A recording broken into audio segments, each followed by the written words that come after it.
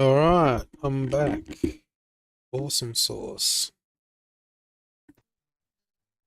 What? I was just saying that I'm back on the stream. Yeah, so we're going to be watching bum. Alright, I'm back. Penguinz0. So whoops, I can hear myself. What? Why can I hear I was just saying that I'm back. There we go. I had my stream window open, YouTube stream window for the chat. Anyway, so what we are going to be doing is watching Penguinz0, or formerly known Moist Critical. So what he does is he's actually one of the biggest YouTubers around, and he yeah, so apparently he's been going head to head with P Diddy. So for those of you that want to watch the original video without my pauses and interruptions, then feel free to click the link in the description on my YouTube channel, and yeah, we can kick off and start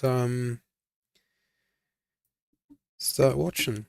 I'm sure most of you know that name, and I'm sure in recent times you've at He's least referring to heard P. a Diddy. little bit about the awful things he is accused of. P. Diddy has been a huge individual in the music industry for decades now, and with a lot of new information coming to light about his past as well as what he's been doing behind the scenes, a lot of people are comparing him to the Harvey Weinstein or the Epstein of the music industry. It's abhorrent stuff that's come to light.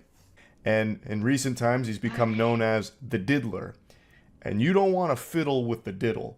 P. Diddy's got a laundry list of extremely serious accusations, and he's embroiled in a ton of controversy as well as lawsuits, and there's just been a lot to keep track of with everything he's accused of. From car bombings to assault to abuse to sex trafficking. It's like he's trying to get the platinum trophy for crime. He's committed like every crime imaginable, allegedly.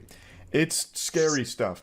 And like I said, there's been so much that I imagine a lot of you aren't even aware of all of it. But luckily, Jackson, Windigoon, and myself did all the heavy lifting and compiled all of the information about everything he's accused of into our Red Thread episode covering P. Diddy. I'll drop a link to the full episode in the description, but for this one, I'm just going to give you all of the most pertinent information concerning the P. Diddy case. We're going to start with Cassie Ventura's case against P. Diddy. She was in a relationship with him for quite some time and suffered greatly as a result.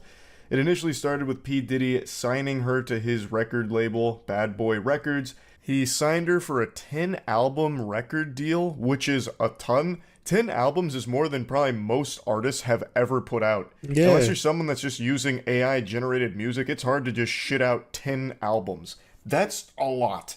Like, that's not small potatoes at all. You're fucking in there for like 30 years to make 10 albums, most likely. And it seems like from the very start, this was all just a ploy, a nefarious scheme from P. Diddy to get Cassandra to be with him. So immediately he started driving a divide between her and her boyfriend. He would leverage his power in the industry to just have control over her. And it's just a horrible, horrible situation. So on the 16th of November of 2023, P. Diddy's ex-girlfriend, Cassie Ventura, filed a lawsuit detailing a years-long series of abuse perpetuated on her by Diddy. Ventura claims that she was trapped in a cycle of sexual abuse, violence, and sex trafficking, listing that Diddy, A, raped Mrs. Ventura in her home after she tried to leave him, B, often punched, beat, kicked, and stomped on Miss Ventura, resulting in bruises, burst lips, black eyes, and bleeding, C, blew up a man's car after he learned that he was romantically interested in Mrs. Ventura. Jeez. D, forced Mrs. Ventura to engage in sexual acts with male sex workers while masturbating and filming the encounters. Ran out of his apartment with a firearm in pursuit of a rival industry executive whom he learned was nearby. All right, never mind. He could have absolutely killed Tupac if he's doing shit like that. He's assassinating rival industry executives. Yeah. Yep. So for for what it's worth, I don't know if you clarified, but the car explosion was actually Kid Cudi being the victim. So Yep. Kid Cudi's car exploded in his driveway, and P. Diddy is the one that's blamed for it. Cassie was in a relationship with producer Ryan Leslie from 2004 to 2007. It appeared from the start, however, that Diddy was interested in a relationship with Cassie. He started to push her away from Ryan and forced a divide between them. Diddy was in a long-term relationship with Kim Porter, which ended in 2007 due to his alleged infidelity. Even while in his previous relationships, Diddy would apparently not allow Ryan, her boyfriend, around, flirting with Cassie and forcing her to do drugs while she was in private with him. Cassie was young and impressionable. Diddy flaunted his wealth, showing his ability to look after her or control her. Diddy had the ability to skyrocket Casey's career, but in return, he seemed to have wanted her obedience and loyalty. Jeez. She feared that rejecting him would harm her future career and album deal, so she eventually went along with his request. So just the like age-old manipulation tactic that all of these like Hollywood producers and all these executives have used time and time again. It's like You want to be famous, don't you? yeah, you want to be Yeah. famous. Just holding it over their Far head. out. Just some awful stuff. The stuff that started. This dude sounds like evil, worse than anything I've ever read anywhere else. Like, seriously, this dude is maniacal. Out of the Me Too movement, obviously. Harvey Weinstein, Yeah. stuff like that, obviously.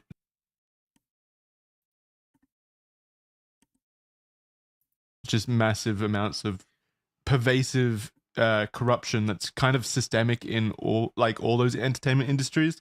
And yeah, I'm not shocked at all that Diddy is one of them, the biggest proponents of it. Yeah, people using their power to get sex. Yeah. Yeah, Casey that's- decided to leave, that's corrupt prompting as Diddy to anything, repeatedly honestly. message her throughout the night, accusing her Why does it keep... Oh, sorry. 1 second, guys. Got a phone call. I'll mute and keep it playing. Hello.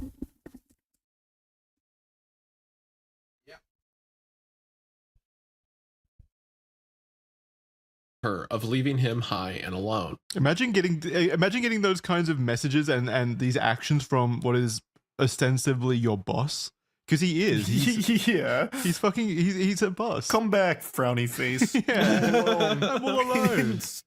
You're just gonna leave me like this? I'm scared.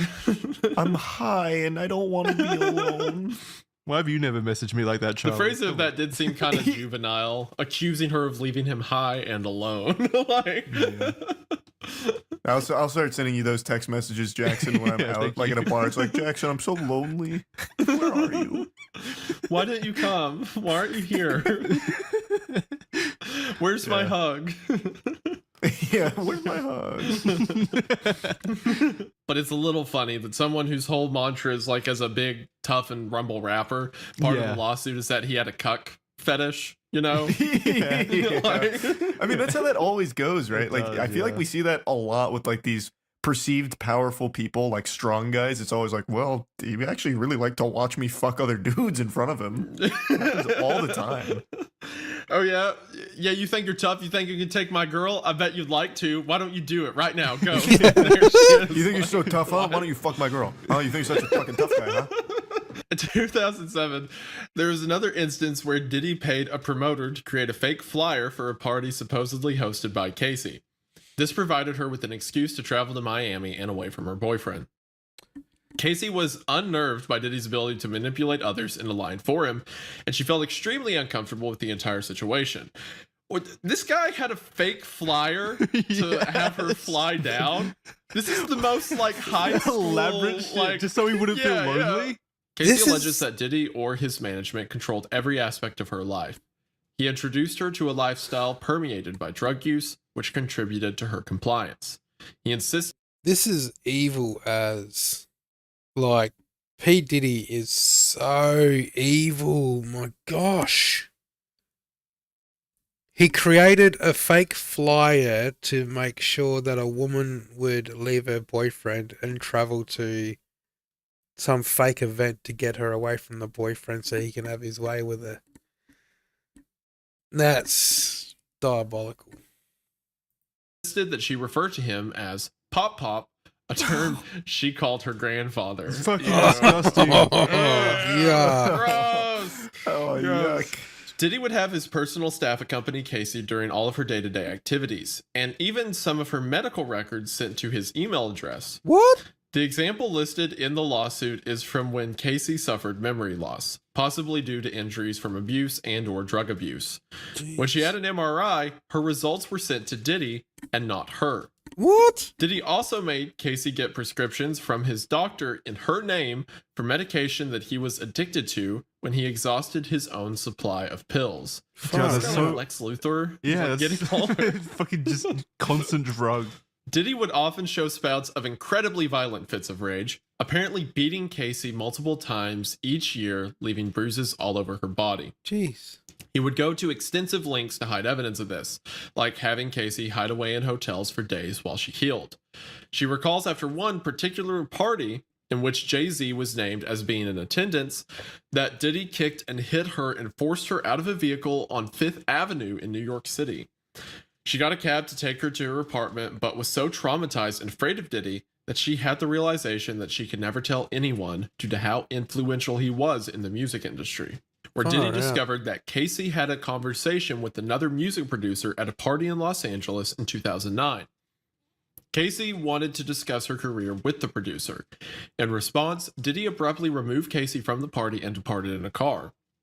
Allegedly, Diddy forcibly pushed her into a corner of the car and proceeds to, quote, stomp on her face. Oh. Despite the presence of Diddy's security team, the situation escalated beyond their control, which showed her just how loyal his network was. I doubt the security Man. team even like tried to stop it. Yeah. Right. No, Yeah, they definitely yeah. didn't. Casey was expected to find locations and hire male sex workers when Diddy wanted. The situations being frequent, sometimes weekly. He would become so intoxicated and belligerent during these situations and would allegedly also beat Casey in front of the sex workers. The lawsuit lists multiple locations where this, what Diddy referred to as our secret to Casey, would happen, including Trump International Hotel, the London Hotel, the Intercontinental Hotels, and more. Man. Hotel suites would be decked out with baby oil and Astroglide, and Diddy would provide Casey and the sex worker with seemingly endless supply of drugs, including ecstasy, cocaine, GHB, ketamine, weed, and alcohol. What's GHB? I have no idea. I don't know what that stands for. Diddy would film these encounters, and even when Casey deleted the videos, Diddy would claim that he had backups. So using it for blackmail, probably like hoarding these. Oh videos yeah, as blackmail. absolutely. Casey tried to escape Diddy multiple times, but he utilized his staff and networks to lure her back in. During a brief breakup, Casey actually dated musician Kid Cudi. Diddy was irate as he had found her phone and saw emails between her and Kid Cudi. He apparently had a manual corkscrew in his hand and charged towards Casey in an attack. Oh. In a panic, Casey escaped to Kid Cudi's home. She returned to Diddy, however, as she felt as though she had no choice when Diddy would ask to just talk to her. Diddy was still enraged and hit her multiple times. Casey says that he threatened to blow up Kid Cudi's car. Around this time, Kid Cudi's car did explode in his driveway, and Cudi has since come out and confirmed her version of these events. It's probably just a coincidence, right? Yeah, just faulty wiring somewhere. Casey says she was stuck in a cycle of abuse, trying to run away, being trapped, apologizing, and coming back. It was a rotation of bruises, black eyes, busted lips, and heavy amounts of makeup. She believes that Diddy paid Intercontinental Century City $50,000 for hallway security footage that showed him beating and throwing glass at her. Man, if that's Jeez. fucking true, if that is true and they have proof to back that up, that Intercontinental Century City is complicit in hiding evidence of domestic abuse. Yeah. Fuck whoever accepted Yeah, that it offer had at to that be a hotel. manager or something, right? Because it's not like 50,000 is a bribe to the whole organization or brand. anything. Yeah, it'd be nothing. It'd go to an individual, so they need to find the individual. They arranged a dinner in 2018 where she thought they would be discussing their official separation. However, instead they returned to her apartment after the dinner and he forced his way in and onto her. She repeatedly asked him to stop and attempted to push him away. She was sexually assaulted, and this left her traumatized, and says she continues to suffer emotional distress. Just one day after the lawsuit was brought against Diddy, they settled outside of court. The terms of this were not disclosed, and Diddy's attorney in a statement made it clear that this was not an admission of wrongdoing. Cassandra's statement in this says, "I have decided to resolve this matter amicably on terms that I have some level of control. I want to thank my family, fans, and lawyers for their unwavering support." And Diddy's statement says, "We have decided to resolve this matter amicably. I wish Casey and her family all the best. Love." This next allegation is from a woman named Liza Gardner. On November 24th of 2023, another lawsuit was filed against Diddy and singer Aaron Hall. So it was a suit against two people by Liza Gardner for battery, sexual assault, and negligent infliction of emotional distress. The lawsuit was filed within the time frame of the Adult Survivors Act and details an event that happened in 1990. Basically, what happened was Liza and her friend were invited to New York City by a few close friends of theirs who were members of a chart-topping recording group signed to MCA Records, which Diddy was a part of. Liza was from North Carolina at the time. She recounts that they met up with Diddy and Aaron at the offices of MCA Records where an event was being held at the time. Diddy and Aaron were very flirtatious and offered rounds of drinks all throughout the night. So remember, this is in 1990, so this is a long time ago by this point. Diddy and Aaron extended an invitation to Liza and her friend to join them at Aaron's apartment for an after party. There, Liza alleges that she was offered additional drinks and coerced into engaging in sexual activity with Diddy. Following the assault, Aaron allegedly barged into the room and proceeded to assault her as well. After the ordeal, Liza hastily dressed and fled the apartment with her friend following closely behind. And when they were speaking to each other afterwards, they kind of recounted their experiences and a lot lined up, suggesting that both women had been exchanged between both Aaron and Diddy. Days later, Diddy turned up to where Liza and her friend were staying, and he acted in a Diddy-esque irate manner, something we've come to know and kind of experience over the next 30 years as being pretty common with Diddy. He began to choke Liza to the point where she passed out, and he was also searching for her friend out of worry that she would alert the authorities about what had happened. This lawsuit goes into just really disturbing details, like apparently Aaron Hall had bragged about engaging in sexual activity with minors as well. Like there's information in the lawsuit about that specifically, and confirmed that Diddy was sometimes in the room when this was happening. So he was at least complicit to the conversations about some really disgusting stuff happening with minors. So one thing that you didn't mention here is that she was 16 at the time. The Liza Gardner was 16 during this period. Oh, Okay. snap. Yeah, that sounds about right. I don't know why that wasn't in there. It's awful. I double checked, and according to NBC, the amended complaint filed by Gardner on Tuesday, which was like a week ago, obtained by NBC, said she was 16 at the time, thus too young to consume alcohol or consent to sex. So that's in the amended lawsuit? Maybe that's why I didn't see it. Yeah, this is that might be why it's not there. Because I remember seeing that headline, and the fact that it wasn't there, I just thought was important to mention as well. Yeah, So that's maybe you definitely just missed it because this is pretty brand new. Charlie, you can take the next one. Sure. This next one is Dickerson-Neal versus Combs. On the 23rd of November 2023, a lawsuit was filed against Diddy, Bad Boy Entertainment, and Combs Enterprise LLC by Joi Dickerson-Neal for suffering as a result of being drugged, sexually assaulted, and abused and being the victim of revenge porn. The lawsuit was filed within the time frame of the New York Adult Survivors Act, same as Liza Gardner's. Joi was a student at Syracuse University studying psychology. She was looking to make a step into the music industry and also worked many odd jobs in the industry, such as a receptionist at a renowned talent agency and as a location scout. When they met, Diddy made several advances on Joi, but she had heard that he had a reputation of treating women badly and rejected him every time. So he already had that reputation. Yeah, and this was in 1990. Yeah, before he even had like his massive amount of fame to his name. Fucking Christ. In January 1991, she eventually agreed to meet Diddy in New York, but she chose the Wells restaurant in Harlem as she was reluctant and knew the employees there. During the evening, she started to feel more comfortable. They were sharing drinks and food, and she made a point to say that there was a period of time that she went to the bathroom and she left her drink unattended. Diddy did not want to date Diddy didn't want the date to end and invited her to run errands with him. And once they were in the car, he brought out a blunt. Originally declining, Joi felt pressured to take a hit, and Diddy told her he would have her home with enough time to study. After this, Joi says her memory is incomplete. She remembers feeling rubbery in the legs and being unable to stand, and he brought her to a music studio. Then she recalls being outside of where Diddy was staying, possibly thinking that it was his house, but an acquaintance of both of theirs answered the door. Once inside, she was sexually assaulted, and due to being drugged, was unable to fight Diddy off. Gallon. She says that the day after, she was in so much pain in a way she had never felt before, and held a lot of embarrassment and shame. This resulted in her not going to the hospital or reporting the incident, instead seeking safety in her apartment. Devontae Swing, a member of the group Jodeshi, would inform Joi a few days later that Diddy had filmed himself assaulting her and showed him and others the video. She was horrified to hear that everyone had seen it and that it would haunt her for the rest of her life.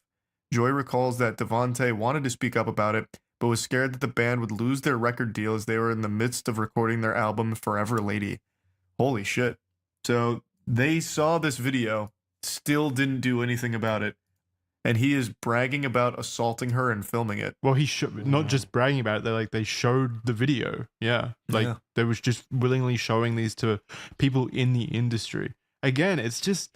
And the dude's like, sorry, we've got like this whole deal worked out, you know? Yeah, so like I saw you get sexually assaulted and shit. That video was brutal, but we're recording Forever Lady right now, so if you could just like tough it up every single time these situations happen where someone gets away with like decades of like assault and abuse and rape and stuff like that, it's always because there were 100 people who were like, yeah, but I didn't want to make things weird. Yeah. Yeah, we just had so much going on that was in jeopardy if I was to report this. It's like, I mean, you know, is it that urgent? Do I need to report it? We're doing great on This iTunes. record. You know, I don't want to kill that momentum or anything. Yeah. What's that fucking saying that's always overused about how like the only the one thing that like lets bad people do bad things is a Evil good person not prevails being- when good men do nothing. Yeah, something like Yeah, that. that's that's the Call of good. Duty quote Yeah. that comes up when you get killed in COD 4. I'm pretty sure it's a Churchill quote originally, but yeah, it gets used everywhere. It's Yeah. true though. Like so is. many situations here could have been prevented if the people witnessing these events had put aside their ambitions, their goals, their fear of them being like targeted by Diddy, and instead done the correct thing and alerted the authorities about just the troubling stuff. This is Let me know. 1991. You could have stopped Diddy before he ever even spiraled even more out of control. He wasn't this even could have that- ended. He was successful, of course. I'm not gonna claim that he wasn't and that he didn't hold some level of power, but he wasn't Diddy, the multi-billionaire, well, the billionaire media mogul, like empire creator that he is now. Like it would have been way more possible back then. I also just don't understand because like I feel like you gain so much more by being the one to blow the lid off it, right? Like Now, this yeah, band back or then, this no. group, I'm not even familiar with, and they were so excited for this album that I don't know. But I probably would know them if this was the group that led to him going to jail for these kind of things and stopping him. Like they would have had so much more success. I Cheers don't for the I follow, don't mate. think back then, but now yeah, like in current year where everyone's so connected and like the allegations and stuff like that gets a lot more screen time and people taking it seriously. But back then, all it would have taken was like P. Diddy saying like "no you" or something, and then like now they're shunned and no one believes them. Yeah, I guess that's true. Maybe back then it would have been different. Joi had tried to Thanks file for the reports follow. against Diddy and had Is that even allegedly spoken to Low several Pogs? prosecutors with the intention of pressing Unusual charges. name, mate. The Cheers. members of the law enforcement told her that she needed witnesses or people who had experienced similar assaults. People around her were terrified to speak up against Diddy, as he was powerful and could ruin future opportunities. He was also known to be violent, and they seemingly did not want to be at the other end of his anger. God damn it! This is Lil Rod. On 26th of February 2024, a lawsuit was filed against Diddy, his son Justin, multiple members of his staff, and Chalice Recording Studio, Love Records, Motown Records, Universal Music Group, Combs Global Enterprises, and more by Rodney Jones. Rodney Jones, or Lil Rod, was a former producer and videographer for Diddy. He worked on 9 songs on Diddy's album Love from September 2022. Oh, he worked on... Sorry, I put all that together. He worked on 9 songs on Diddy's album, Love, from September 2022 to November 2022. I thought that was the name of the album, Love from September 2022. I was like, what the fuck is that name? The album name is Love from September 2022 to November 2023. A very specific period of time of love for Diddy. Great year of loving, I suppose. But yeah, so he worked on that album, 9 songs for Love, and he lived with Diddy for months at a time. Lil Rod is said to have many witness statements, video, audio records, and images which corroborate his complaint. Apparently, Diddy required Lil Rod to film him all the time, and on Which is a great idea. Which is a great idea if you're committing crimes constantly. Like, Yeah. Excuse me. Hi, I'm Diddy. Welcome to Jackass.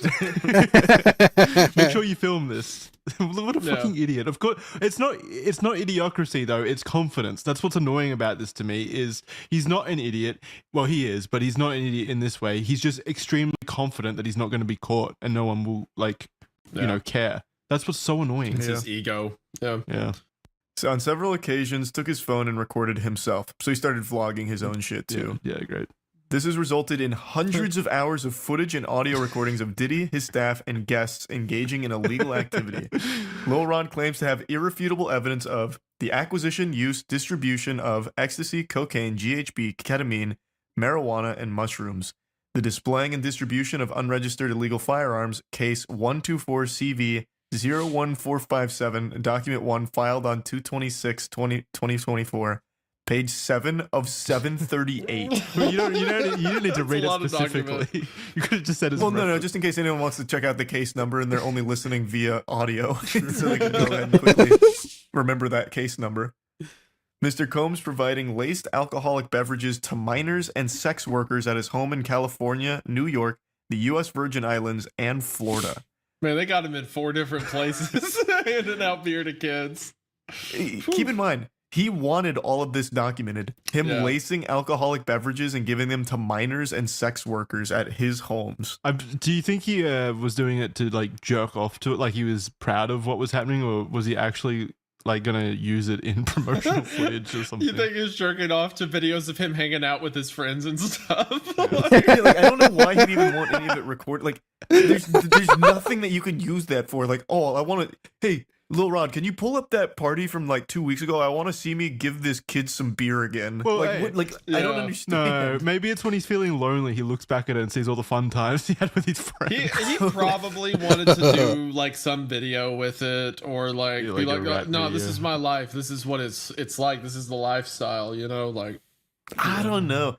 I think another equally possible thing is this guy's got actual amnesia, like he has memory loss problems from all the frequent drug abuse, and he needs this footage to remember his life. It's like 50 First Dates, the end of 50 First Dates. He wakes up to this playing on the TV to remember his whole life. He's like, oh shit, that's right, I'm a criminal. I beat women. Of course. Mr. Combs' chief of staff, Christina Coram, KK, instructed her staff to retrieve drugs so she can provide it to Mr. Combs for his consumption. Christian Combs drugging and sexually assaulting a woman. Mr. Combs detailing how he planned to leverage his relationship with Bishop TJ Jakes to soften the impact on his public image of Cassie Ventura's lawsuit. Oh my goodness. Young Miami's cousin and or assistant sexually assaulting Mr. Jones. Actor Cuba Gooding Jr. sexually harassing and assaulting Mr. Jones. You didn't know about Wait, that? Whoa. No. Okay, this what? is going to get interesting, yeah. That's a name I haven't heard in so I know. long. And well, it's not a great situation for it to pop back up in. And it only gets Holy worse. shit. So rapper Redacted on Mr. Combs' yacht consorting with underage girls, sex workers, and R&B singer Redacted in Mr. Combs' Los Angeles home consorting with underage girls and sex workers. I want to know who they are so bad. Yeah. I'm going to send you guys this article because I looked up Cuba Gooding Jr. No, here. it's coming up. It's coming up. Well, this is 9 hours ago. There's no way it's here. Oh. It's just this headline and this picture associated with it is fucking extraordinary. So it says, Cuba Gooding Jr. surfaces in Miami amid Diddy's drama, and it's him on the back of a golf cart looking like really shocked at what he's reading. Like he's reading it in real time. He's on his phone. Yeah. Oh my god. I'm going to throw this wearing up on screen overalls? as well. He's got like a vacation shirt. He's Yes. got like a vacation shirt on. He's going to a yacht. He's like, shit, I did what? Like he's just. I don't. don't Who did I remember that. sexually assault? He's in the next picture. He's shaking his fist. Damn you, Lil Rod. However, this turned from promises to threats. Allegedly, Diddy even threatened to harm Lil Rod physically, saying he would eat his face off. Diddy even said he would kill his own what? mother, Janice, to achieve his goals. Jesus Christ. Is that, wait, Unprompted, just go. Yeah, I can imagine how that conversation went. Listen, I will kill my mother right now. Like, I will do In it. an instant. you think Janice is reading these fucking allegations and be like, what the fuck? My son said what? That's fucked up. My son's gonna kill me. Why? Also, eat his face off. Was he on fucking bath salts at the time? Like, what a Probably, yeah. weird threat. According to the lawsuit, Diddy was relentless, intimidating, flaunting his firearms, and boasting about his ability to evade consequences for violent acts to sow fear in individuals like Lil Rod. In September of 2022, Diddy was holding a writers and producers camp at Chalice Recording Studio. Diddy, his son Justin, and a man named G were in a heated conversation that moved from studio into a restroom near where Lil Rod was shitting. Sitting. Because you read restroom. Yeah, I definitely thought that said shitting because they went to the restroom and I thought they barged in on him pooping. That's the most fucked up allegation of all. They didn't knock before they barged in. Where Lil Rod was sitting, which was about 2 feet away from the bathroom.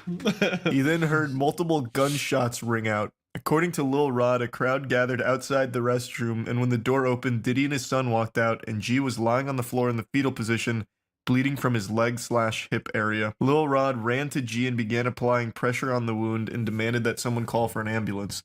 During this, Diddy and his son had disappeared to another section of the studio.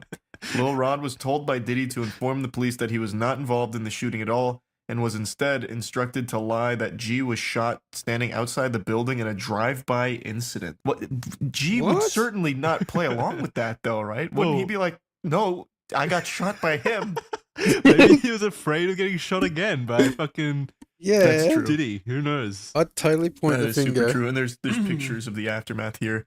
Lil Rod says that he still has the clothing that he wore that day, which he thinks may still have G's blood and DNA on it, and provided photos that show the assumed blood and mess inside a bathroom to prove that this wasn't a drive-by shooting. Lil Rod suffers from PTSD, severe anxiety, depression, and insomnia from this event, as the gunshot was so close to where he was sitting that he thought it likely that he himself was about to get hit. So there is photos of this blood in the bathroom and everything. Yeah. And definitely doesn't seem like a drive-by. Unless the drive-by was by the bathroom. Yeah, I don't think so. While living with Diddy, Lil Rod says he was the victim of constant and unsolicited groping and sexual harassment by Diddy. He was also forced into working in environments like Diddy's bathroom, where he would walk around naked. Lil Rod expressed his discomfort to Christina Karam, who was chief of staff to Diddy. She responded with, "You know, Sean will be Sean." What? Fuck. How was this made? Just what was the absurd lengths they went to be like, it's just dudes being dudes, all right? Get your pants off. I've got some Astroglide. She was fucking chief of staff. I've got some Astroglide. And walk around naked, grope everyone. Yeah, it's just, hey, that's just quirky old Sean. Yeah, maybe you should talk to someone about that instead of perpetuating and accepting it. She also attempted to downplay the groping as friendly horseplay. Oh no! Sean will be Sean. No! What are you getting so upset about, Lil Rod? It's just he diddling your balls. What, you don't do that with your other friends? Then she slaps his ass. It's like just the worst working environment. Lil Rod also believes that Diddy was grooming him to pass along to his friend Cuba Gooding Jr. They met on Diddy's boat, and Diddy left Cuba and Lil Rod together in a makeshift studio on the yacht. Cuba then began groping and touching Lil Rod, who felt extremely uncomfortable in this situation. Apparently, Cuba did not stop until Lil Rod actually pushed them away. Lil Rod says that he was often forced to solicit sex workers. Diddy would also want him to perform sex acts at his pleasure. Another incident on Thanksgiving saw Diddy asking Lil Rod to solicit sex workers from Booby Trap on the river in Miami. Shout out. Did he actually provide... I think What's it's that? I think it's Booby Trap on the river. Oh, that's the whole name of it? I think so. Like, is there only one river Booby in Trap Miami? on the river? Yeah, I think I have no idea. I've never heard of that. you've never been. But anyway, Diddy provided Lil Rod You've with never a been. bad boy baseball cap and forced him to wear it at the venue. It was a signal to sex workers that Diddy was in town and Lil Rod has been sent by him. Oh my god. They have their own code. Diddy's That's like a Squire sock is on the here. door. Lil Rod did not want to do this, but was intimidated by Diddy and felt forced to. He felt Diddy had some level of power and influence over him. In February 2023, Diddy compelled Lil Rod to bring sex workers back to his home. Here, Lil Rod believes that he was drugged by Diddy. He woke up naked and confused in bed with 2 sex workers and Diddy. He recalls wandering around the house naked aimlessly. Fucking Bro, Christ. what the heck? Yeah, he also details that Diddy hosted a listening party at his home in July of 2023. Listening The party party. consisted of his son Justin, a redacted R&B artist, sex workers, and underage girls. Oh. Apparently, at least 5 of the girls were under the age of 16, Ooh. and Diddy forced all Oh. the women to drink DeLeon liquor laced with what Lil Rod believes was ecstasy. No IDs were checked at this party, and Lil Rod says he felt uncomfortable and attempted to leave, but Diddy forced him to stay.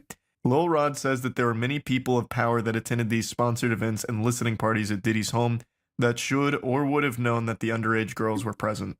Apparently, there were specific bottles of alcohol that were only for females and certain bottles only for himself, staff, and friends. That is fucking abominable. Yeah, it's one Isn't of the it? worst allegations Far so far. out. Because if this is happening, I mean, it has to happen frequently, right? It's just, Yeah. there's so many people involved. He's got his own code language, so this is definitely frequent. Oh, yeah, true. Like the baseball cap. Lil Rod also witnessed Christina Karam order all assistants to keep Diddy high off gummies and pills and made everyone from butlers to housekeepers walk around with packs filled with multiple types of drugs, What the so it was readily fuck? available if he asked. Has he ever been sober? It doesn't sound like it. She made Lil Rod carry around a drug pouch on multiple occasions. Another shocking allegation made in this lawsuit was Oh, that Diddy man. has hidden cameras in every room There in we his go. house, which I 100% Yeah, believe. yep. Yeah, So definitely. my guess is that Stevie J video came from one of Diddy's listening parties where he started doing whatever 100%. was on that video that he secretly He's clearly recorded. got like a bunch of footage of all these powerful people, and that's probably why Stevie J went to bat for him against Lil Rod. So Lil Rod believes that Diddy has incriminating videos of important celebrities, music label executives, politicians, and athletes without their knowledge and in compromising acts. So anyway, the quote from this is, "I have never seen any lawyer in any pleading in any court accuse people and companies of criminal conduct without the slightest basis, and then try to file an amended pleading completely jettisoning every allegation underpinning the original claims and substituting completely different and can someone pronounce that for me? Irreconcilable. Thank you. Allegations to support the very same claims." So that's from Universal Media Group's or Music Group's lawyer representation. So they're claiming that because the lawsuit was amended, this is clear, irrefutable proof that some tomfoolery is going on and such. So I don't know if that. I mean, there's fucking photo evidence and apparently hours and hours and hours of footage evidence of all the stuff that Lil Rod is talking about here. I mean, throughout the document, I've got the pictures here. So it doesn't seem like it's just made up to me. Plus, there's a history that you can pull from the other lawsuits and the other victims of Diddy. So many people talk about it. Yeah. And that brings us to the next thing, which is something that happened very recently. So on Monday, the 25th of March, 2024, authorities from the U.S. Department of Homeland Security conducted raids on Combs' 2 residences situated in Miami and Los Angeles as part of a federal investigation into sex trafficking. So they clearly had Oh, I did information. hear something If about that. if the lawsuits corroborate an unrelated Homeland Security investigation of sex trafficking, that they think the federal government thinks it's worth it to raid 2 of his houses at the same time. Yeah, shit's Like, not it's looking good for probably PD. Like, Not looking good. Yeah. we didn't even really touch on sex trafficking in the allegations. Like, I don't think that like this investigation by Homeland Security has even been spurred on by the allegations No, themselves. it hasn't, because No. like, sure, it can be implied, like maybe sex trafficking was happening with some of the underage prostitutes and stuff like that, but like it's not like a few celebrities filing lawsuits made Homeland Security decide to do this. They've been doing their own investigation for a while. Yeah, that now everything's coming to light at once. So if their determination is that they need to execute a search warrant for an investigation into sex trafficking on 2 residences owned by this guy, that is They found something that led them to a search warrant being justified, which is pretty concerning, and also speaks to something much larger here. Validates the lawsuits as well. Also, he was not at either of these residents because allegedly he had received some kind of tip that this was going to happen. So this is when like the fleeing allegations came out where he had run away. So he had abandoned both of these properties. He was well aware this was on its way. So he took preemptive measures to get out and potentially hide damning things. Yeah, that's definitely a possibility. He definitely wasn't at the residences when this occurred, so it's likely that he was tipped off. That's good. If there's something there, which I assume there is, they would have found it. Well, I don't think there would be, since he clearly knew this was coming. I imagine he got everything out. That would be a problem. Yeah, maybe. Man, I hope not, man. Fuck. Additionally, it has been reported that Homeland Security confiscated hard drives during the operation. But it doesn't stop there. I wanted to end this one on another little anecdote, which is Diddy's relationship with minor artists, so artists who are minors at the time. Due to the allegations of professional malpractice, a new wave of scrutiny was washed over all of the previous relationships Diddy had with minors. As such, a creepy video of Diddy interacting with 15-year-old Justin Bieber resurfaced, where Bieber was said to be spending the next 48 hours with Diddy. Quote, "He's having 48 hours with Diddy." This is Diddy talking, by the way. I should specify. Oh, Diddy says he's having 48 hours with Diddy. Yeah, he referred to himself in the third person. Gosh. Were we hanging out and what we're doing, we really can't disclose. Oh no, but it's definitely a 15-year-old's dream. Diddy, then 40-year-old, says in the video. He would continue by saying, quote, "He's signed to Usher, and I had legal guardianship of Usher when he did his first album," after implying that he's been given custody of Bieber for 48 hours. Oh, no. Oh, in another video taken months after, Diddy confronts Bieber about not returning his calls. Have you guys seen that video of like the awkward confrontation between Diddy and Bieber? Where Bieber looks super uncomfortable. Yeah. He's like, I don't know, man, or whatever. He's just kind of like dismissing it, but like Diddy genuinely seems upset that he can't get in contact with Bieber. Oh gosh, this is so sick. That's so fucking weird. He's having 48 hours with Diddy, where we're hanging out, what we're doing can't disclose, but it's a 15-year-old's dream. I That's like it so here. creepy. Was a resurfaced Howard Stern interview with Usher from 2016, where Usher, who was closely tied to Diddy when he was a minor, admitted that he saw some, quote, "very curious things" that occurred at Diddy's New York mansion. Usher was sent to live with Diddy for an entire year, hence the legal guardianship referred earlier, when Usher was just 14 years old. Why is Diddy? What is happening with his parents? Why are they just sending children to live with Diddy for like? Well, you hear stories all the time about like, you know, parents would let it happen because they thought it would help the chances at fame or something like that. But this is they're acting like it's a medieval kingdom. Like they're sending their children as like wards of Diddy. It's so strange. Like here's your new squire, Diddy. It's Usher. Like it's so strange. How would this help?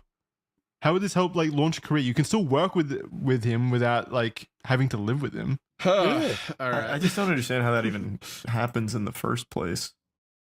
I don't understand the reason for it. When Stern followed up by asking if Usher would send his own kids to Puffy Flavor Camp, which is what Diddy called his mentorship program, Usher quickly said, "Hell no.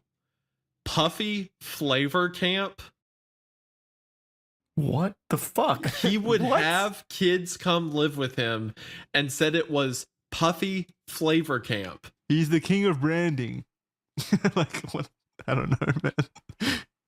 This is so out in the open. It's so I feel like this is one of those cases where when the dust settles and he's in jail for, you know, life within the next couple of years, people will look back at this moment and be like, how the fuck did people not know? How did no one see? Like, this was all That's the right in their troubling thing. face. People knew. Like, I mean, man. right there though. Like, this is an example of a celebrity knowing something's wrong and not doing a single thing about it. Like Usher's like, fuck no, I wouldn't send my kid to Puffy Flavor Camp. I know what happens at Puffy Flavor Camp. Yeah. Well, if you know it, you wouldn't send your It's kid just there. Do dudes something being about it. Be a dudes. good human Exactly, being. yeah. Jesus fucking Christ. Everyone just stays shut up constantly. Because Man. they're afraid. They're afraid of Diddy and his Puffy Flavor Camp. Usher would go on to say, and this is before about when he was living there. Usher would go on to say, I got a chance to see some things. I don't know if I could indulge and even understand what I was looking at. It was pretty wild. It was crazy. There were very curious things taking place, and I didn't necessarily understand it. We can't know with guaranteed certainty the validity of the multiple claims of the lawsuits, but there does appear, I mean, it's undeniable, there does appear to be a troubling and problematic history of abusive behavior and, frankly, just shocking activity by Diddy that seems to be overwhelmingly illegal and also overwhelmingly covered up by an industry that seems to have a habit of turning a blind eye if it means career security and progression. I don't think any of us disagree with that statement, right? I definitely don't disagree. Like I said, I think he's guilty on pretty much everything he's accused Same. of. There's too much evidence, too many similar stories from so many different people. I think that he is guilty. So I'm like, Have you heard the stories of the P. Diddy Defense Force? I imagine not. These bugs crawl around the deepest, darkest corners of Twitter, constantly trying to fight for the honor of Puff Daddy. These rotten scoundrels aren't paid for their services by P. Diddy to fight his PR battle for him or anything. The only thing they get paid in is a couple of updudes from other inmates of Arkham Asylum that join them on this crusade. The Puff Daddy Patriots have been in full force red alert because a lot of new evidence has come out about just how evil P. Diddy is and has been for years in the music industry. There's overwhelming evidence that has existed for a long time, as well as brand new discoveries that have really painted a picture of just how fucked up P. Diddy is and has always been. And the Puff Patriots have been trying to deny all of it for him. A lot of them just kind of default to like, oh no, women are lying manipulators, so these bunch of whores are trying to get an innocent man in trouble. And they're not a large number of people that do this, mind you, but having anyone that defends P. Diddy is incomprehensible to me. And now this group of goobers is swallowing a tough pill here because a video came out that not even they can defend. It's surveillance camera footage from 2016 in a hotel where P. Diddy chases down and then beats his ex, Cassie. Obviously, I can't show this video, but it is brutal. It is a disgusting thing to witness. And there is no trick photography here. That's not a deep-faked AI or anything like that. It is footage of P. Diddy mercilessly beating his then-girlfriend, which corroborates the abuse allegations that have been made against Diddy for a long time now. P. Diddy also came forward and issued an apology video today. He actually sat down and did a fucking YouTuber apology for this. Let's go ahead and take a peek. It's so difficult to reflect on the darkest times in your life, but sometimes you gotta do that. I was fucked up. I mean, I hit rock bottom, but I make no excuses. My behavior on that video is inexcusable. He hits rock bottom, he hits women, he hits crack pipes. There's nothing this guy won't hit. The way he immediately starts this apology video is so fucking phony baloney. It's so difficult to reflect on the dark times, but I've got the strength to do that because I'm built different, so I'm going to reflect on the most painful moments of my life. When it comes to strength, I'm like a Super Saiyan being able to sit down and talk about this. Like, and then he goes on about how, like, it's inexcusable, he's not gonna make any excuses. Brother, your whole fucking career is built around making excuses for your abusive behavior and all the really fucked up shit you've done. And you are still constantly doing that. Even if it's not you directly making the excuses, you hire your fucking team of lawyers to do it for you to keep yourself out of jail. This is a guy that should have been locked up for life a long time ago.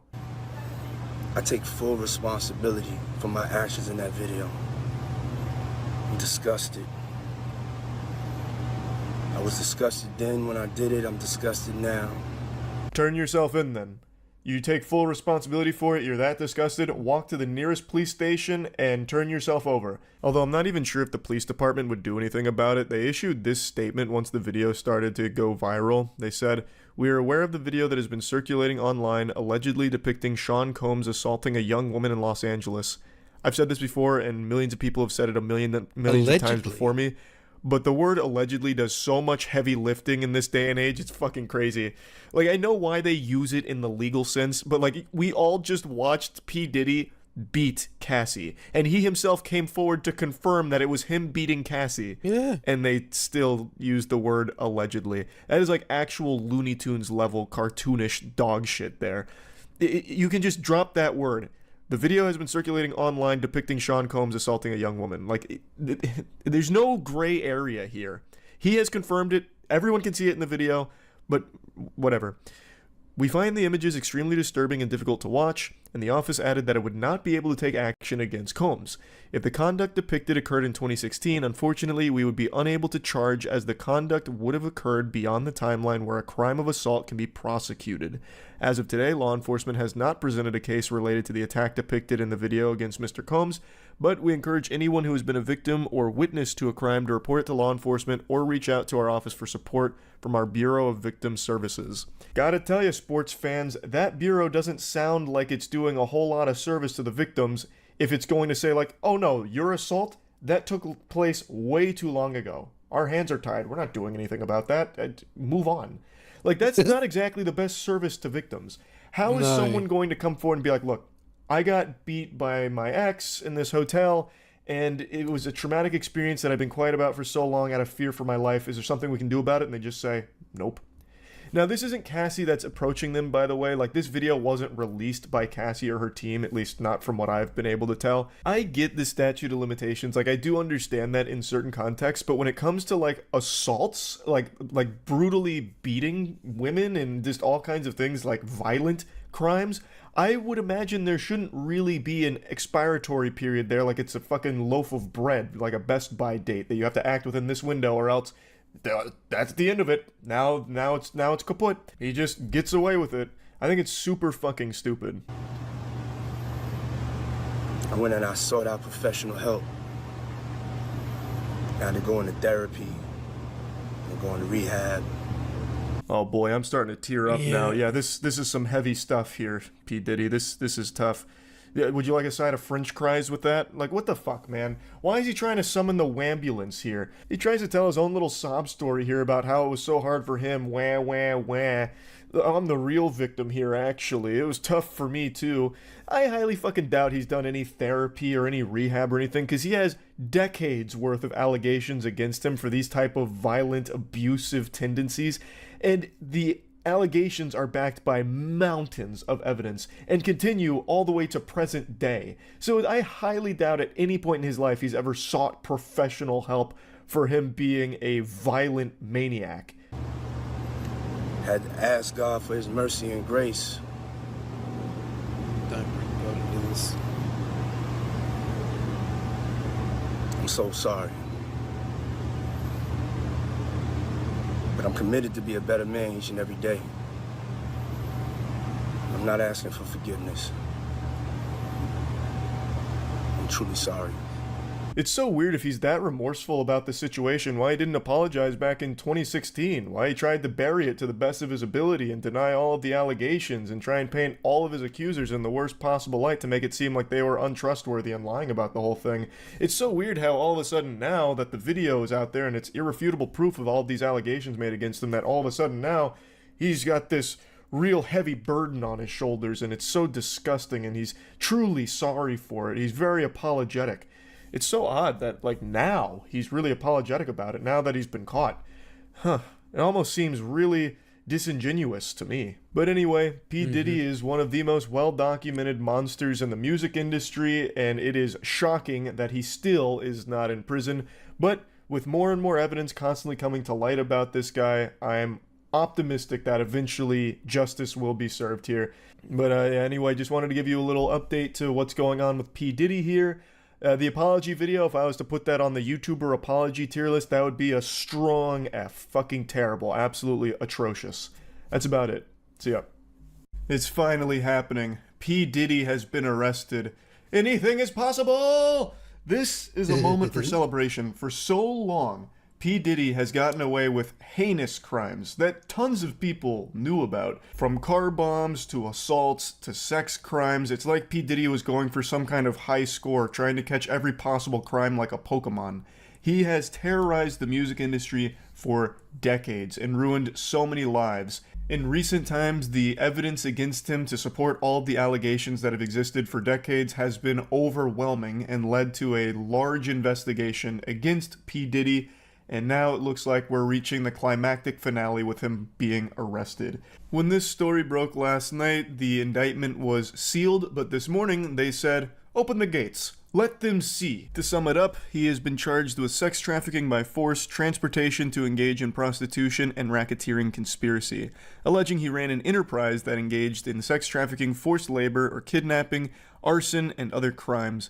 He abused, threatened, and coerced women and others around him to fulfill his sexual desires, protect his reputation, and conceal his conduct from 2008 till now.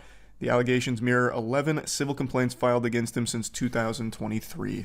Really, that's only the tip of the iceberg when it comes to the P. Diddy lore. He is a horrible menace that has been around for decades.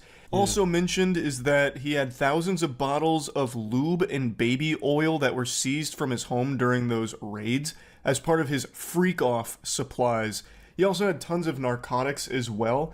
So Diddy became infamous for his freak-off parties that would go on for days, where he'd force attendees to not only stay there and perform non-consensual sex acts in front of him, but he would just be pumping them full of drugs, and he would be watching while furiously masturbating like a coked-out goblin. So in relation to the drug charges, he'd allegedly distribute cocaine, oxy, Xanax, GHB, MDMA, and ketamine. I'm going to be very brave here for a moment and say, that's not alleged, that is confirmed. The amount of drugs this guy had here, he was like Charlie in the Chocolate Factory, but drugs instead of candy. The amount of freaky shit they found in his house must have been like entering a separate dimension. Thousands of bottles of lube, like so much lube would make Bad Dragon's headquarters jealous. Thousands of bottles of baby oil, more than Johnson & Johnson's warehouse probably. I wouldn't be surprised if they found the goddamn Death Note among those freak-off supplies. His legal team seems very optimistic that things are going to go well for P. Diddy. They even released a statement saying, "We are disappointed with the decision to pursue what we believe is an unjust prosecution of Mr. Combs by the U.S. Attorney's Office." Hi, Mark. The fuck is wrong with you, man? Are you serious? Like, I understand it's your job. I get that, but holy cannoli, an unjust prosecution, huh? So what if there's overwhelming evidence to support the decades worth of allegations against Mr. Combs here? And so what if there's that video of him brutally beating Cassie in that hotel? He said he's sorry. Forget about that. He apologized. Let's all move on from it. Racketeering? You're gonna try and come after him for racketeering? Mr. Combs' brain is so rotted from years of drug abuse, he can't even spell racketeering, much less engage in it. This is a load of hooey. It's unjust. A miscarriage of justice, even. He goes on to glaze him a little bit, sucking on his cock, calling him a music icon, self-made entrepreneur, loving family man, proven philanthropist. He then has the gall to say he's imperfect but not a criminal, and then says he's been nothing but cooperative with this investigation, and he voluntarily relocated to New York last week in anticipation of these charges. Please reverse your judgment until you have all the facts. These are the acts of an innocent man with nothing to hide, and he looks forward to clearing his name in court. See, that's the thing, Mark. People have all the facts because there's so much evidence with the facts. There is video evidence to support the facts. What do you mean? Again, I know he's just doing his job, but that shit is so shameless and foul. I don't know how you sleep at night when you have to defend someone that is obviously guilty like P. Diddy. It's fucking wild to me. P. Diddy. 31 minutes ago.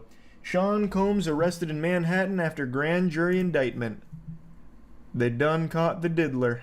They also had that video drop of him beating the shit out of her recently. And then he released the apology video about it. It's always, like, I understand it's their job to defend their clients, but it's always just so crazy. A statement from Mr. Combs' legal team said that they are disappointed with the decision to prosecute him and noted that he had been cooperative with the investigation and had voluntarily relocated to New York last week in anticipation of these charges. Ugh. We're so disappointed that they're actually trying to hold him accountable. Like, we're really upset about that, actually. Yeah, there's overwhelming evidence to all of these awful, awful crimes that he's committed, including that video of him beating the shit out of Cassie. But, like, why would you, like, I thought this was a free country. Why would you try and, like, punish him for that? I'm assuming the apology video didn't work. We don't know yet.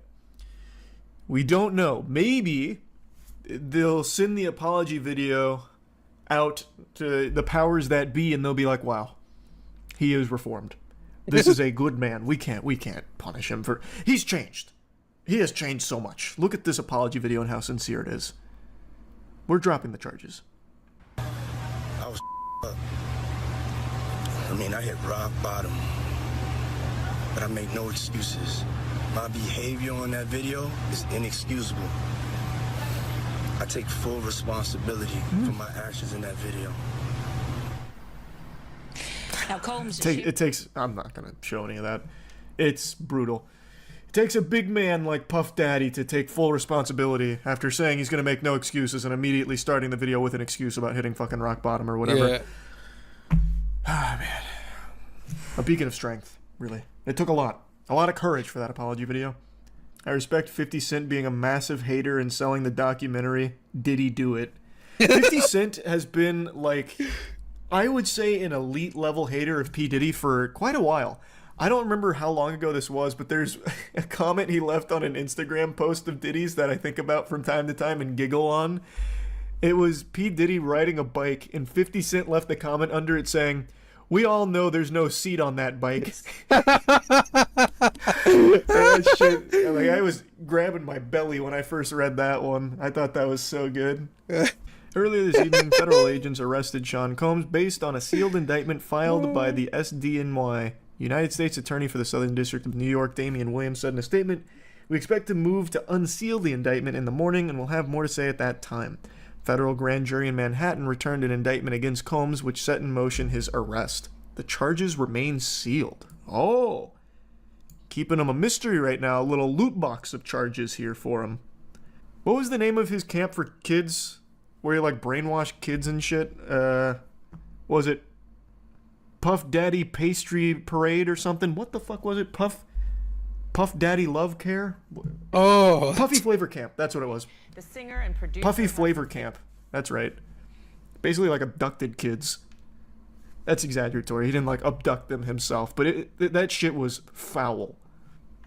The 48 Hours with Justin. Oh, yeah.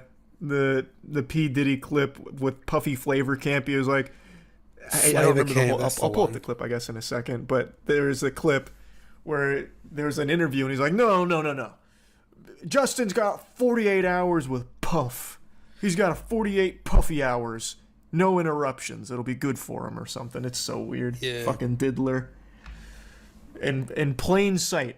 Right under everyone's nose for years. Finally, though, they're acting on all of the shit. Much like Epstein, it feels like everyone knew he was on some heinous shit, but no one came forward because he's so influential. Well, that was one of the big things. If I remember correctly, he had, like, a lot of dirt on everyone through throwing his Diddy parties. So I think that was a big piece of leverage for him in keeping people quiet for so long.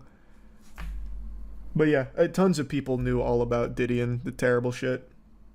All of you probably know by now, they finally caught the dastardly diddler. P. Diddy has been arrested, and I imagine that scene looks straight out of Batman Arkham Asylum when they have, like, Joker strapped to that thing walking him through the insane asylum. This guy is a menace that terrorized the entire music industry for decades. I've gone over his lore a lot, so I'm not just going to regurgitate all of that. There's a lot of new things I want to talk about that's been happening as a result of him being arrested. The first thing that happened almost immediately is they put him under suicide watch. It was like a speed run to get him there. I don't know if that's standard protocol or if they found something that made them believe he might hurt himself, like he was smuggling razor blades in his butthole, or maybe they were worried that without baby oil, he'd just take his own life because he doesn't know how to live without baby oil. I really couldn't tell you. Maybe this is just textbook procedure. That's what they're saying it is, calling it procedural suicide watch for high-profile clients. But I've only seen this once before in a case like this, and it was Epstein. And in his case, it was more like suicide don't watch, because it didn't really do much. Very suspicious, but we're not here to talk about that. Point is, though, this happened immediately upon him being taken into custody for the most part, like within a couple of days. And since his arrest, tons of clips and videos and information about who associated with P. Diddy has been coming out. And it's a lot of big celebrities. P. Diddy was a very well-connected person. There were huge names at his freak-off events. There's a lot of people that absolutely knew what P. Diddy was doing. And there's going to most likely be a lot of big celebrities that get implicated in some heinous shit in their connection with Diddy. One person right now that a lot of people are having their eyes on is Usher. I mentioned Usher as well when talking about P. Diddy being arrested, and it's because Usher has gone on record talking about his time at Puffy Flavor Camp, which again, I think is the most on-the-nose shit ever. Like, that just sounds like an evil diddler organization. Puffy fucking Flavor Camp.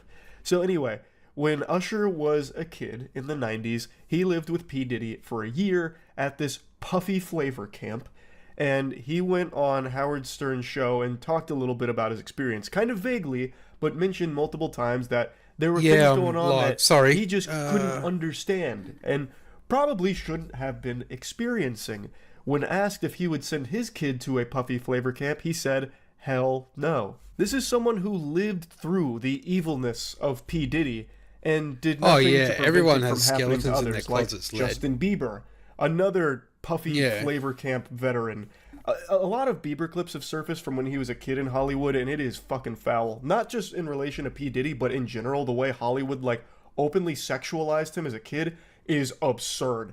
Like, that shit is crazy. Anyway, though, back to Usher. He's never spoken out against Diddy or anything, whether that's out of fear or maybe he really thinks that what happened to him is just the norm in Hollywood, because P. Diddy was so connected and so many artists went through him and were put through horrible shit with P. Diddy because they were convinced that they had to go through that in order to be successful in the industry, because P. Diddy told them that, and people told them that. P. Diddy would be like the kingmaker, so you'd have to be, be fucking waterboarded by baby oil and all kinds of like depraved shit for P. Diddy in order to be successful. Otherwise, he might ruin your career before it even starts. He was the boogeyman of the industry. A lot of the time, so I do. Whether Usher is afraid of what P. Diddy might have on Twitch him, chat, or if he doesn't view what happened to him as like a bad thing, I have no way of knowing why, but he's never spoken out against Diddy, which has made a lot of people really suspicious of Usher.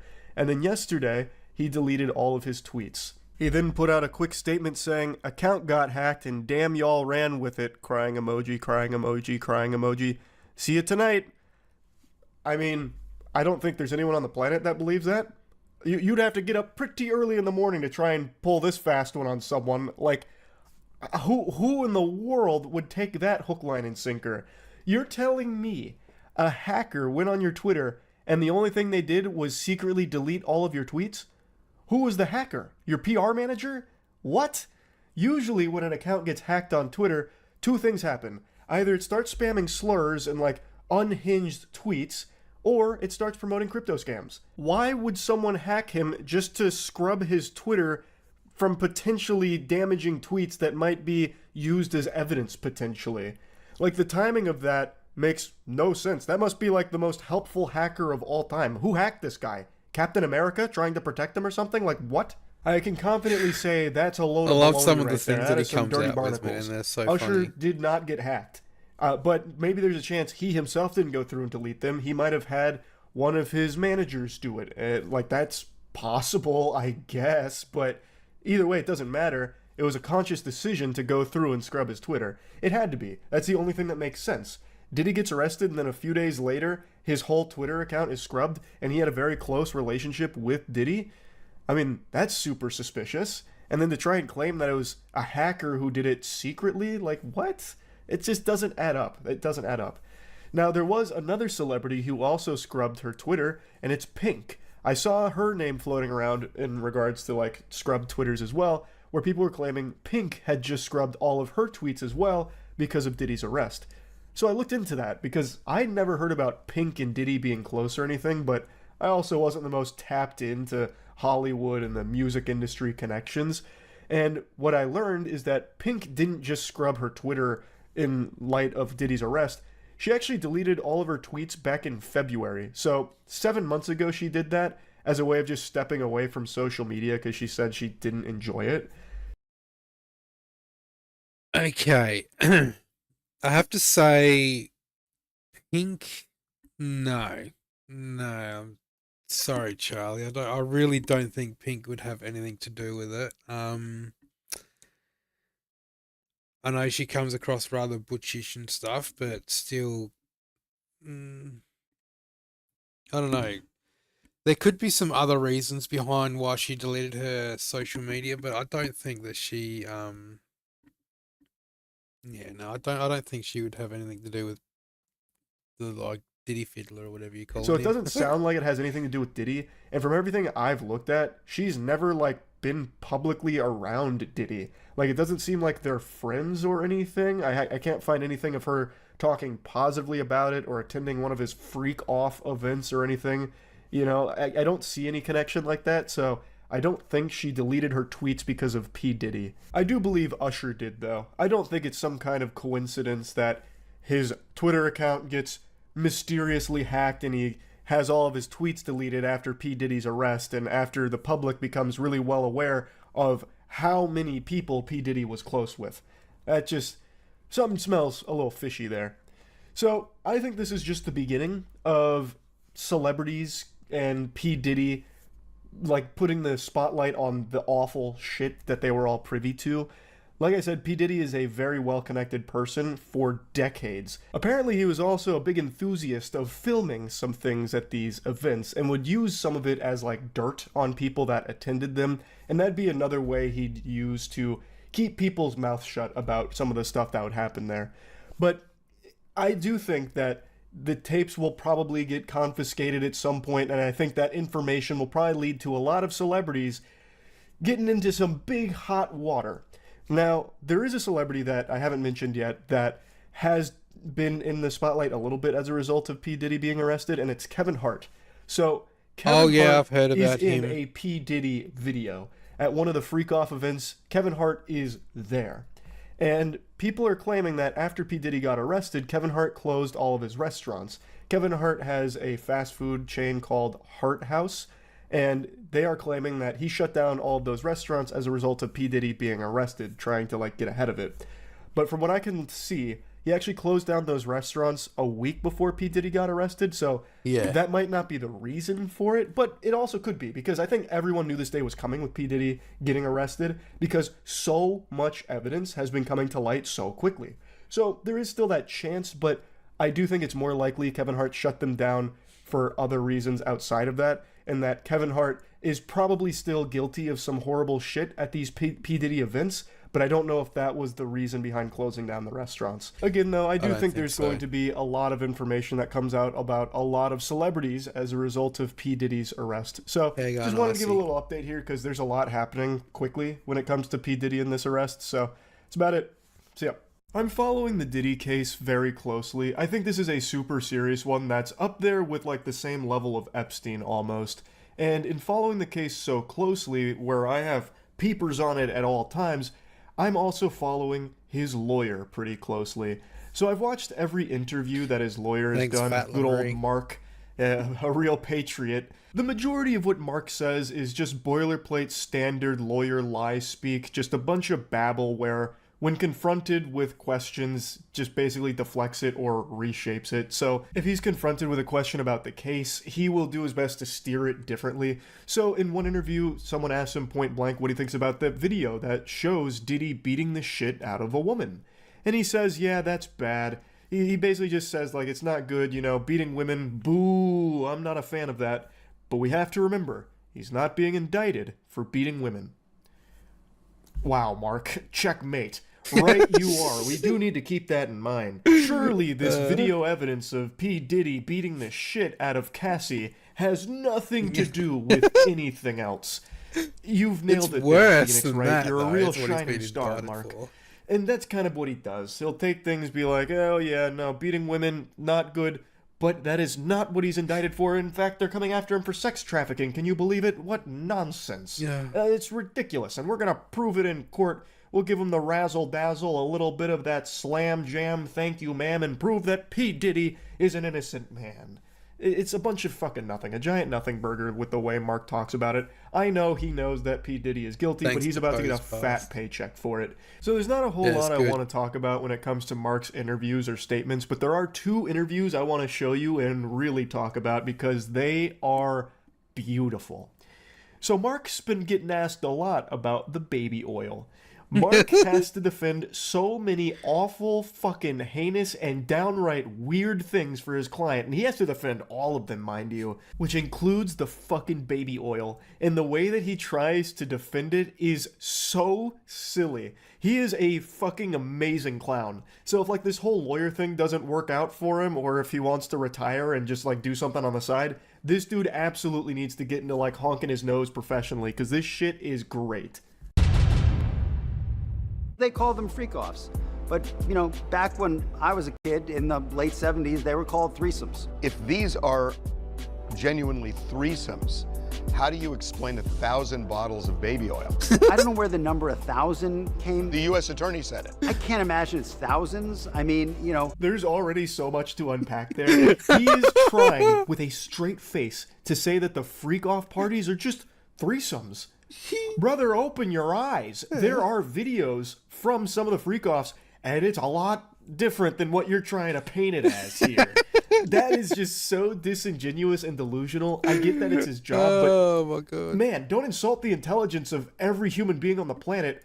It's just one Google search away. You can see. It's not just three. I don't know where you get the number thousands from. Oh shit.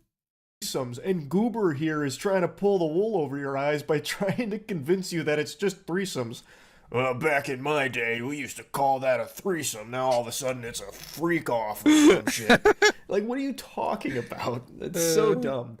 But anyway, to the baby oil. He immediately tries to downplay it like, oh, it wasn't 1,000. Where'd that made-up number come from? That's a fucking fake news fib right there. And the interviewer's like, no, that came from the attorney. Like, no, that's the official statement. And he's like, no, they must be lying. Surely they're lying about that. And I'm not really sure what the baby oil has to do with anything. They're essentially saying it's a lubricant for an orgy. I guess. I don't know what you need 1,000. One bottle of baby oil goes a long way. I don't know what you need 1,000 for. I mean, he has a big house. He buys in bulk. You know, I think they have Costco's in every place where he has a home. You can see the cogs in his brain turning in real time as he starts to come to the realization that there is no way to try and justify or explain away 1,000 bottles of baby oil. That quantity is absurd, unfathomable even. And he starts to like break it down, and he starts to go like and argue against his client, like, 1,000 bottles of baby oil? That just doesn't make any sense. Who would possibly need that amount of baby oil? Do you know how much mileage you can get out of a single bottle? The best he could come up with is saying that since his houses are close to Costco, Yeah, I he's know, probably just right? buying it in bulk. I decided to look it up just out of curiosity what the biggest bundle of baby oil you could even buy in bulk is, and the biggest pack that I could find was 5. A 5-pack of baby oil. He would need 200 packs of that. Just picture that for a moment. Imagine stacking 200 packs of baby oil, 5 packs. If you stack them on top of each other, from bottom to top, it'll probably be about as high as a small office building. Like, that is crazy. And you're going to sit there in front of God and anime and try and make the claim that the freak-offs are just threesomes and the 1,000 bottles of baby oil are unrelated somehow or used for threesomes. Like, Mark, please, brother, oh my God.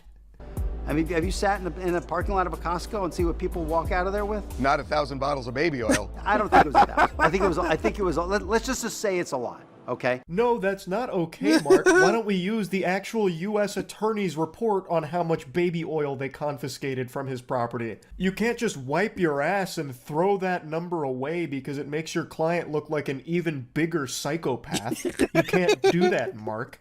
I've been with him since 8 o'clock this morning, and it's about almost 3 o'clock now. He's just laser focused. He's engaged. He's helpful. He's confident. You know, we're going through our defense as we do every day, and his spirits are relatively good. Hey, Mark, I just want to say that information does not make me happy. I don't want to hear that P. Diddy is in good spirits. He shouldn't be. That guy is an absolute fiend. He's a villain. He is evil. I don't want to hear that he's in good spirits or having a positive outlook on things. I want to hear that he's fucking miserable, because that's what he deserves for what he's done for the last few fucking decades that he has been terrorizing the entire music industry and ruining lives. So, Mark, your reporting right there actually put a frown on my face. You know that?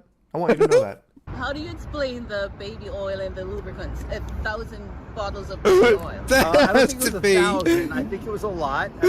That has to be the biggest nightmare question for that guy. Like, honestly, he must hear the word baby oil and start getting, like, PTSD. Because everyone is fixated on the baby oil. I mean, there's a Costco right down the street. You know, I think Americans buy in bulk, as we know.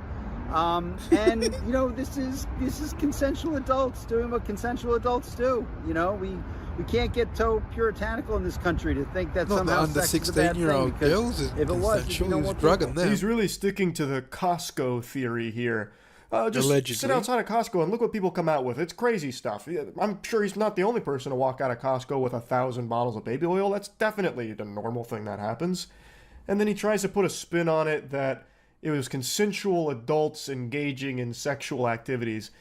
Mark, one of the big things about the freak-offs is the non-consensual nature of some of the shit that P. Diddy would force the guests to do. It's like a crucial component of this. And I understand, like, he can't go out there and say anything like that, but the evidence is overwhelming. So I just don't, I hate hearing lawyers speak about a case in a situation like this where the client they're defending is clearly guilty, because then you can just see the lies spilling out of their mouth, and it's just an awful thing to even Charlie, just look you're gonna at. get yourself in trouble, But bud. he then does try and put like that last little bow on it by saying like, oh, we can't be like this. We can't be all yucky about hearing about sex. It's important. Imagine if there wasn't sex, there'd be no more people. Whoa. Galaxy brain, Mark. That, wow. I see why they pay you the big bucks. But yeah, I just wanted to show you these two interviews here because I love seeing Mark squirm when it comes to the baby oil statement and the baby oil line of questioning. It's really just so good to watch Mark try and tackle it. So yeah, that's really about it. So yeah. That advertisement next to this article is crazy. Why do gynecologists recommend this 100% leak-proof underwear to my ma'am? Hey, to USA Today's credit, at least this isn't completely inundated with ads. There's only 4 here that I can see. Usually it's like 7 or 8. Yep, so what came out last night in the P. Diddy case is a lawyer from the Busby law firm has come forward stating that he received thousands of calls over the last 10 days, and they have verified 120 of the victims as legitimate victims, including 25 who were minors. So they have now filed a pending civil lawsuits for it, and he gave a little conference going over kind of like the gist of it. Here, this is a good like summation. Sex trafficking lawyer Tony Busby made the revelation today. The claims we intend to bring will include the following: violent sexual assault or rape, sexual abuse, facilitated sex with a controlled substance, false imprisonment, compelling prostitution, sexual misconduct, dissemination of video recordings, false imprisonment. So he's going through like an entire like platinum trophy list worth of allegations and crimes that Diddy is accused of doing, with 120 new victims. So it's a lot, obviously. It's a huge fucking chunk, which I don't think anyone's surprised by given the scope of Diddy and the Diddy parties and all of that. But now these are being filed They're separate from the indictment, so this is different than what Diddy is currently in jail for. And he, the lawyer, is claiming that some of the names, like accomplices, people that engaged with it, people that knew about it and did nothing, are names that will shock people. Why did Nicolas Cage's son accusing him of hitting come up? Why, that's not what? Investigators confirm and corroborate what we've been told are names that will shock you. These are individual cases. There are indeed other perpetrators involved. They will be revealed when that particular individual case is ready to be filed. They already know who they are. And I'm talking here about not just the cowardly but complicit bystanders. That is, those people that we know. What is this countdown? This behavior occur. Really? That's fascinating. I hate using the internet without an ad block on. Jesus Christ. Okay. Anyway, though, he goes on to say that it's more than just like the people that engaged and people that were like complicit and everything, and they have like evidence to back it up, this and that. And I can tell you, Kevin Hart is fucking sweating. He has been videoed at a Diddy party, and I bet right now he is panicking. That dude's gonna try and book like 1,000 rolls ASAP before it all comes crumbling down with Diddy here, I bet. But I was wondering, what names would really shock me? I just feel like everyone in Hollywood is just Rosie fundamentally Edwards, evil, save for some Lindsay rare Moss, exceptions. Aaron. I don't think anyone that'll Fryer, be named in Naomi. this, if they're confirmed to be Cheers like for the a comments. Diddy associate that like engaged with all of this degenerate, awful, illegal shit, I don't think there's any names there that would surprise me. Like maybe Bill Nye would surprise me, or like Humphrey Bogart because he's dead. Like that would be crazy if Humphrey Bogart is in the middle of all this. But aside from that, like I don't know who else would really surprise me. Maybe like Wumpus from Discord would be another one that'd be pretty shocking. Keanu. Oh, Keanu Reeves would be a very shocking one. But I'm so confident he wouldn't be involved here that it's not even a thought that crosses my mind. No. Like he doesn't engage with any Hollywood zombies or anything, really. Brendan Fraser. That's another person, though, that also just doesn't really engage with a lot of people in Hollywood. He was even ostracized from Hollywood for a little while. So I just don't think he'd be involved in it either. But those would be shocking. You were right, yeah. Those were so shocking, my voice just cracked. Who would be your number one pick? Like, who do I think is for sure going to be involved in all of this? If they ever release the Diddy list? I think, obvious one, Kevin Hart. He's already been on video at a Diddy party, I think, for sure. Sexual abuse of minors. Busby says the victims include both men and women, and he No. says some of them were minors. Our youngest victim at the time. He seems hell bent on throwing Kevin Hart under the bus. Oh, Charlie. I will admit, as soon as I heard that he'd been to these Diddy parties, I thought, yeah, no, he's involved with that as well. But a part of me, I can't see it, and another part of me, I'm thinking, well, you know, he is a part of the elites, and he was one of those guys. There was this other black comedian guy. I can't think of his name. He did like a sit down interview, and he's drinking his whiskey with the interviewer and that, and he's like just basically spilling all the beans. Like I can't remember his name. He's really funny, and I love seeing him in movies. He's fantastic. But yeah, he sort of said something that was kind of rather interesting. He said, normally when people come into fame, you can go back through their history, their work history basically, and find out where they first started before they became famous. And he said, but with Kevin Hart, you know, like with stand-up comedians, normally, you know, they've got to do stand-up for a while, and then they, you know, finally get the big stage, and then they get noticed, and they go into movies. But he said with Kevin Hart, he's this guy that came from nowhere, and all of a sudden he's famous in these big hit pictures and doing big stage events and that kind of stuff. And so he reckons he's like an industry plant type thing, and that kind of made a bit of sense to me as well, because I thought, well, yeah, I don't know of any kind of, you know, previous work that he's done before becoming, this massive hit, because he did just kind of come out of nowhere, didn't he? Like,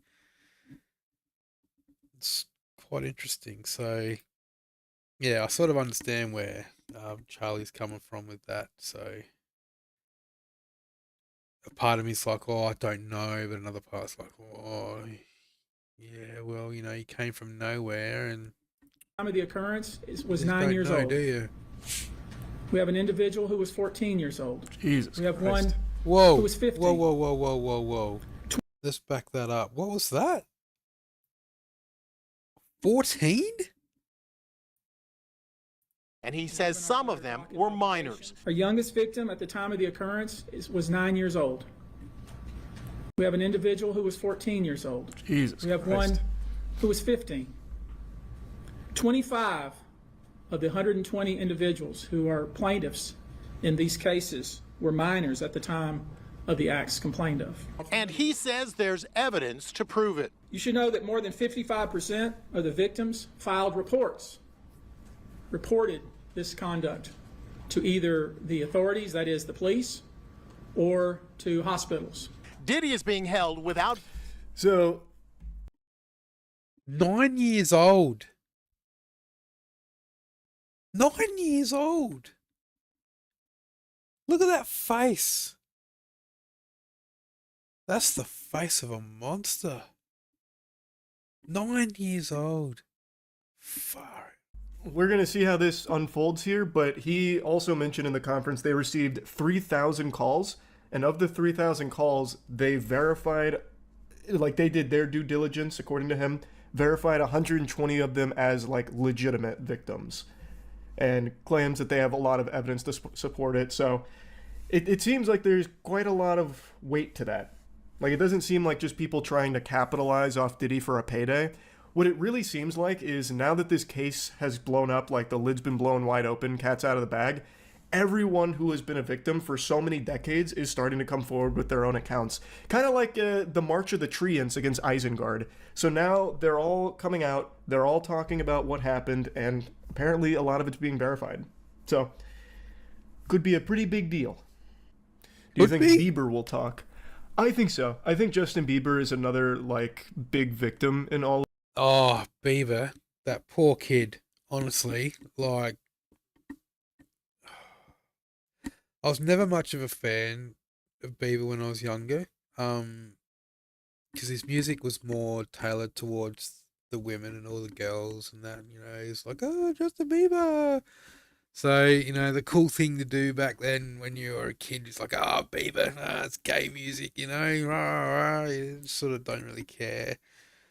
And then I heard about, him playing up and that kind of stuff, and I thought, just another one of these kids that have gone, another one of these people that's, gone to fame at a young age and just let it all go to their head, and now they think they, do this and do that, screw Bieber, blah, blah, blah, and all that kind of stuff. So, yeah. But then I heard about all this and I thought, wow, that kind of makes a lot of sense. And there's videos of, women openly assaulting him, sexually assaulting him on camera in front of everyone. Really? Then you got on the Ellen show plastering him up naked, he's underage. He wasn't even 18 yet, he was 16 or 17 years old, and they're plastering his naked body on the screen in front of everyone. All the girls in the crowd are clapping and everyone thinking it's all great, and this is an underage kid and you're plastering his naked body on screen. Seriously? All of this, I think he'll probably come forward. I don't have a crystal ball or anything to predict it, but I just hope feel Bieber like does come forward. Hollywood he deserves some did sort of Bieber's so dirty, openly sexualizing him as a child and all of that. I feel like he's probably going to speak about it. Why are people saying DiCaprio? I don't know. Is DiCaprio a good friend of Diddy's? Or is he a victim? I don't know about the DiCaprio connection. I know there's been stories about DiCaprio in the past, how a psychologist said something about it. I saw it on YouTube. I don't know how true it was or not, but some shrink bird came forward saying how when child actors and that hit their fame and start becoming well known, their maturity level kind of locks in at that age. So when everything starts going right for them and they start getting famous and all that kind of stuff, then they kind of stay at that age and start, like they don't see themselves as they're growing older. They still see themselves at that, they're stuck at that age level and they never actually grow up. And that's why DiCaprio's keeps dating these 24, 25-year-old women, and then like as soon as they start getting, 26, 27 or so forth, he sort of dumps them and finds another one that age because he thinks of himself as still being at that age because he's stuck at that age level because that's when he became like a big hit and that kind of stuff. Apparently, I don't know. I don't know the full story. I have to try and dig up the video and find out about it. But yeah. So I could actually see DiCaprio going a bit wild at these Diddy parties. Into it all. I love this. Look at all these wonderful ads I get in my article. My article's somewhere in here, I'm sure. You just gotta find it. Reports suggest, including Diddy himself, required IV drips. Yeah, this is all what we've known about it for a while, but where is Leo? Here we go. The last occasion they were photographed together was in 2019 when Leo, 49, attended Diddy's 50th birthday celebration.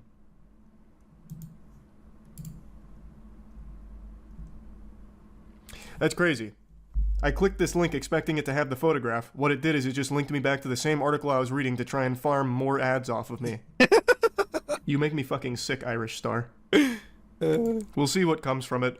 P. Diddy's lawyer hasn't spoke on it yet. He's still too busy fighting on the front lines about the baby oil stuff, so we'll have to wait to see what Mark says. I'm sure Mark will dismiss it as just people like trying to pounce on Diddy for money. That's the angle I think he's going to try and claim. Likely. That's just my guess, based on everything I've seen from Mark, but we'll see. I know Costco responded saying they don't even sell baby oil or whatever. I saw. I don't think anyone's surprised. Mark was just fishing for any kind of logical reason. Yeah, he was trying to get anything he's doing his best. He is obligated to defend everything Diddy does. Yeah. And has ever done. Yep. Like, even with that video of him beating the shit out of Cassie, Mark defends it as like, well, you need to kind of understand the context. She threw her phone at him. So, I mean, like it's not good. It's not good to beat women, but I mean, we need to remember. Throw your phone at me, I'll drag you out to the hallway. So, like, it's Mark's job. Of course he's going to defend it. God, that LeBron. Oh, I shouldn't laugh at that. So long, and for the first time, it's actually somewhat applicable with Diddy. How will it affect his legacy? If LeBron is somehow included in these claims, and it's like verified, it will actually fucking tarnish his legacy. Yeah. Actually, maybe not. Maybe not. I say that, but then I remember that basketball still celebrates Karl Malone. And he impregnated a 13-year-old. The guy is a rapist. And then they still celebrate him. So maybe it wouldn't, actually. Chat, did Baba Vanga predict this? Oh, we need to check. Yeah, I didn't look at Baba Vanga's predictions to see if they lined up with this. She very well could have. Oh, it looks like it's just a bunch of hearsay and stuff I now, really so do. Again, I'll say it again. I really do think Diddy's not going to get Epsteined. I think we'll eventually know the depths of the depravity, and I think we'll know. Yeah. Alrighty. Alright, cheers heaps for watching, everyone, and we'll see you in the next one.